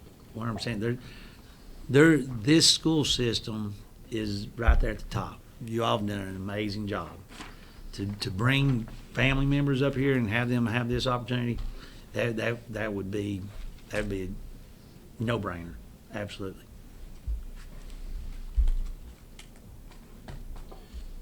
I could tell that you had researched the question I asked you, and you were correct. So that's more of a comment than a question.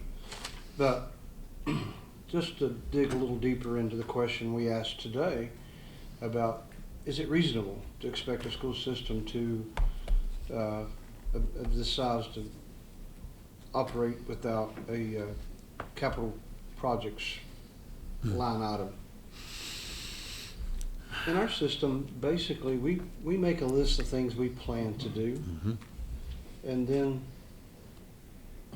something unexpected happens, and then we have to make choices. I'm just giving you a better picture into what happens here so that you have a better opportunity. So in the middle of the year that happens. Well, how will you look at that list of things that you've already decided needs to be done, and pick which one you'll do? That's it. Thank you. I think that, Mr. Hughes, that's a really good follow-up to that, because number one, we've got to look at safety. If it's a issue where students are in danger, staff members are in danger, that's got to take priority. So the projects may just have to be put into another list. You've got to take care of what's the highest regard for safety for our students. So whether it's a capital project, whether it's some kind of repairs that need to be done, whatever that is, if we've got an issue that deals with safety, and that could be buses, maybe it's a building that all of a sudden we have leaks in the building or something, we have to make that top priority.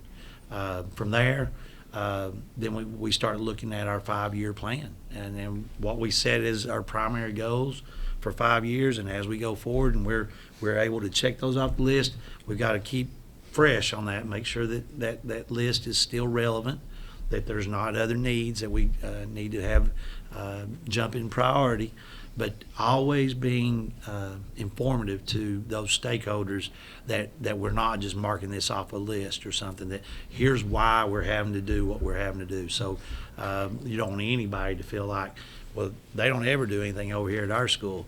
We've got to have a reason that we're not doing those. And if it's funding, then we have to make those physical decisions based on what's best for student interest and student safety.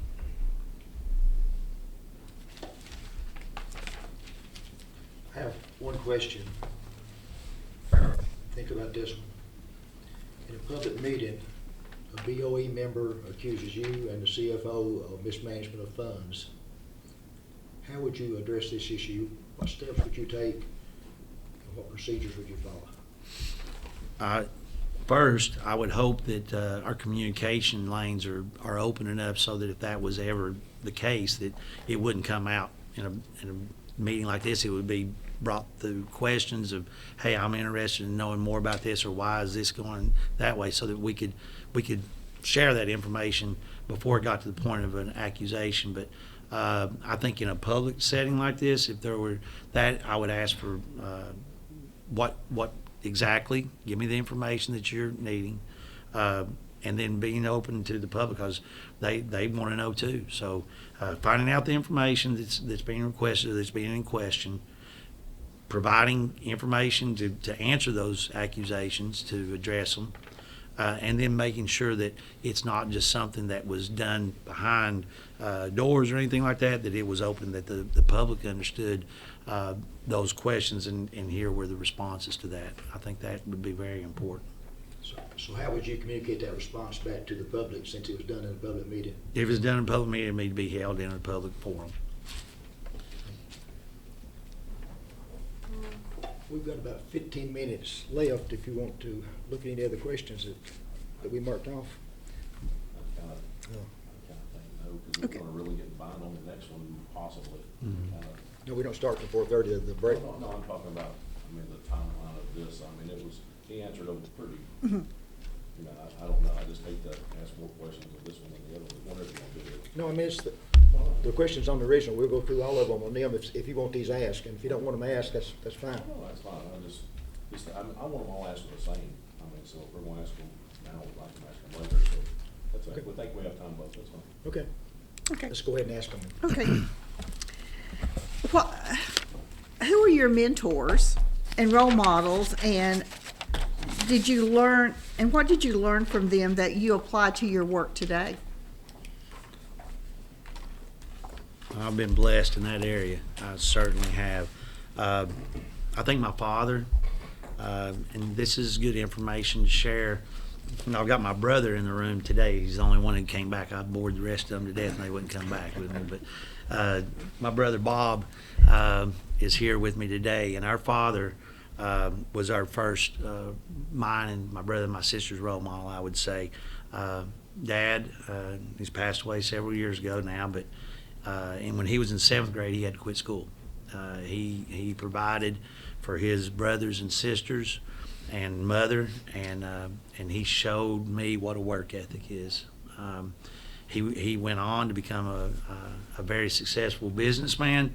He was a contractor, built houses, went on to become a commercial builder, built steakhouses across Tennessee and Virginia and Ohio and Kentucky, and then retired as a farmer and was a commercial farmer. So his work ethic was be up at 5 o'clock in the morning and work until you couldn't see anymore, until you got the job done. And so he's my first role model. Lynn Knipe, who I shared with you, was here last time. Ended up marrying my sister later on, but he was the one who got me into education. I owe him a great deal, and what he taught me was that you do right by people. You serve people, and that sometimes what happens may not be what best suits me. And I had to learn this hard way through a parent interaction, actually. Something happened. They came in, talked to him. He pulled me into the office, and I thought, well, he's got my back, you know. And before he left, I was apologizing to the parents. And after they left, he said, you know, in some situations, we just got to be willing to do what you just did. You got to be able to admit and own up to and say, you know, you're sorry. And so he taught me that we don't always have to be right. And leaders that don't want to accept that, that's hard. That's hard. So both of those are role models. And then from the education standpoint of leadership, Dale Lynch. I would say Dr. Dale Lynch. He had the expectations of excellence. Hamlin County was the scored district of the year for the state of Tennessee. one of the years that I was principal at Union Heights. So I've seen excellence and expectations of excellence, very similar to what's going on right here in Sullivan County. And so he taught me that, showed us that, and lived by example. His expectations about facilities, his expectations about teacher morale and teacher expectations of what their accountability was, helped set my standards for how I've led since then. And Dr. Lynch has gone on he leads all the superintendents across the state now. He's the executive director of TOS. And so Dr. Lynch, I feel like, had a very big impact on my life. And then last role model is my servant leadership comes from my faith. And I follow examples of a lot of heroes of mine through my faith. And I'll leave it at that. You've identified an administrator who needs improvement. What process would you use to assist to improve the competence of this individual? Obviously, you want to find the strengths that they do have so that you can start any kind of meeting or any kind of conversation with, these are some really strong areas that you've got, or this is a strength that I see in you. That's why we put you in this position in the first place.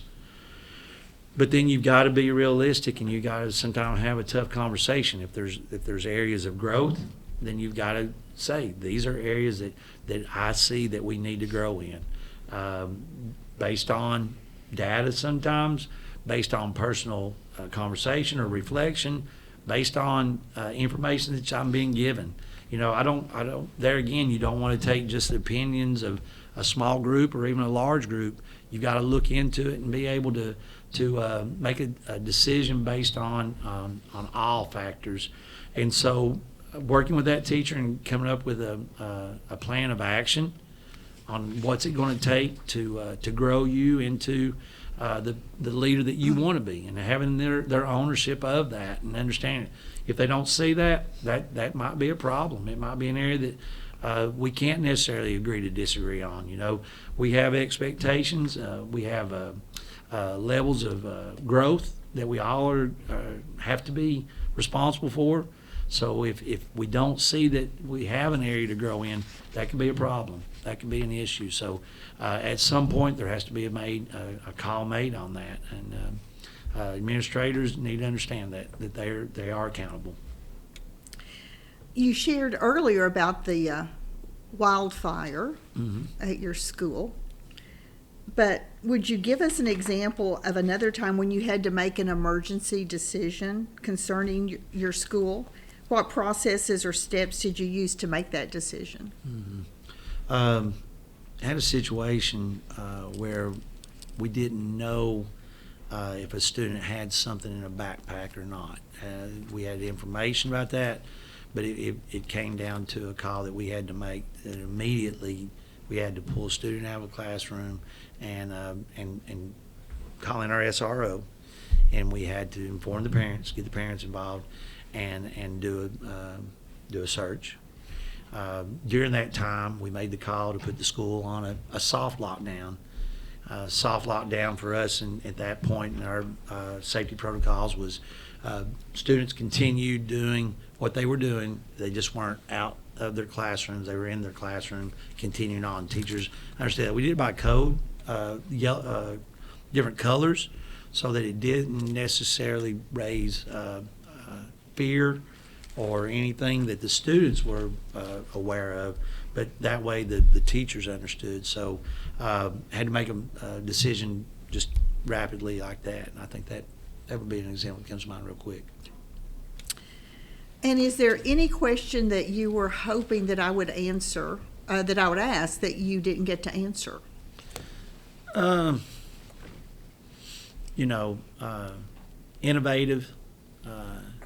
Innovative things. We may have touched base on that, but if I could share there, because I think that's important. How have you been innovative? That's where we're at with what Governor Lee's vision is, and Commissioner Schwinn. So that would be a question.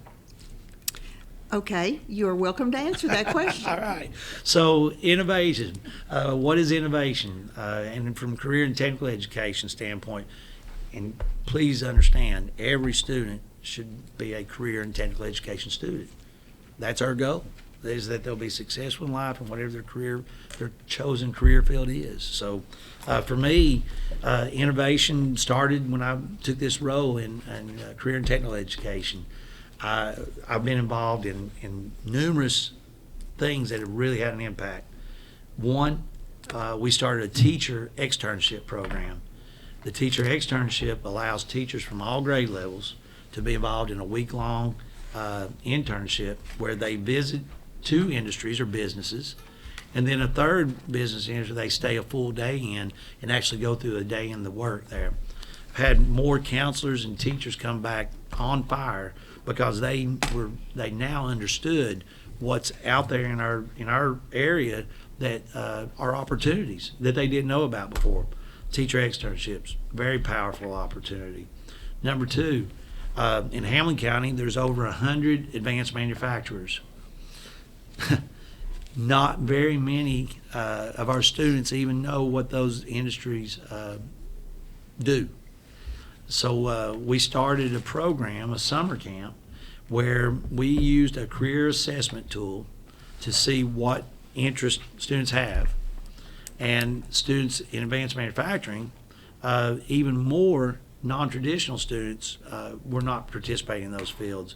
So we created a camp. It was called Rosie's Girls, funded by a grant. So we had no money invested in it that was out of our pocket, but it was all about career exploration. So we created Rosie's Girls, where non-traditional students, female students, were in a camp where they were exposed to engineering, machining, electrical maintenance, industrial maintenance, welding. I think that's the 4 areas. And they went through this each day and created a project that they could take home. We bought them, Rosie the Riveter is what that was based on. So we had them the headbands, the red and white polka dotted headbands. We had guest speakers come in, non-traditional engineers from the field of engineering. We had female engineers coming in speaking to these students, letting them know about opportunities in engineering. And then we took those students and had them meet with counselors so that they could better choose their courses. That program has been expanded to now there's a career camp for advanced manufacturing, health and medical fields, culinary arts, and then computer science, where students in middle school getting ready to go into high school have a week-long camp exposing them to those career fields so they can have better options that they themselves identify instead of us saying, hey, you need to take this course, you need to take this course. They're able to advocate for themselves. That's innovative. I mentioned to you before a bus that we created that we take around to our elementary schools. On that, it's all those high-tech fields that students get exposure to. Those are just a few of the examples of our innovation.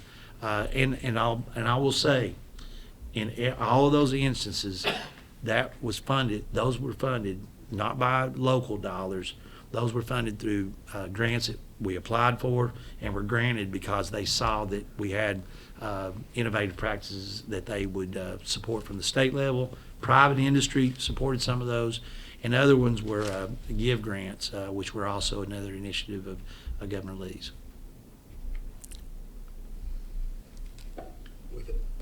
We've asked you lots of questions. Do you have any questions you want to ask us? Is there anything else that I could share with you that would help you understand who I am and what I'm about as a person? Because I'd be willing and eager to answer those questions.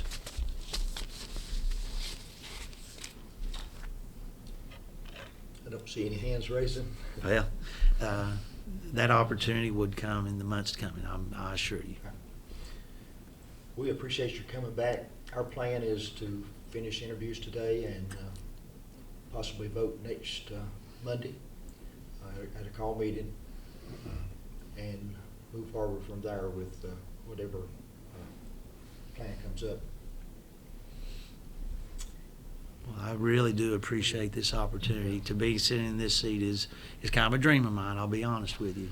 I want to be a director of schools, and not for a selfish reason, because I want to lead a community, lead a school system, and help support it to do what's best for our students and make sure that every one of them is successful. Every student that leaves our high schools, I wouldn't feel like I was successful if we didn't make that our goal, that every student has opportunity to be the best in whatever it is that they're interested in doing. Some are going to go on and pursue doctorate degrees. Some are going to get certifications in school. Some are going to go on to a junior college. Northeast State is a great partner for us. Some students are going to go to work, and then they're going to go back to school. They need to understand that's okay too. But that would be my primary goal when I come here is to make sure that that happens. And the kindergartners through high school, all of our teachers, all of our staff members are involved in that. And it's not just one person's job. It's not a counselor's job. It's not a CTE teacher's job. It's our administrator's job, our staff members, our custodians. Everyone needs to be involved in this. It's a community effort, and that's the way I would lead. Thank you. We do appreciate it, and I think Bob says you owe him a steak dinner for him. I know, right? Tonight. Yes, exactly. Thank you. We're going into recess until, we got the meet and greet, I guess, at 4:30 upstairs, so we got about 35 to 40 minutes before we go up to the room 212, and then we'll come back down for a final interview. But again, Chuck, we appreciate it. Thank you very much.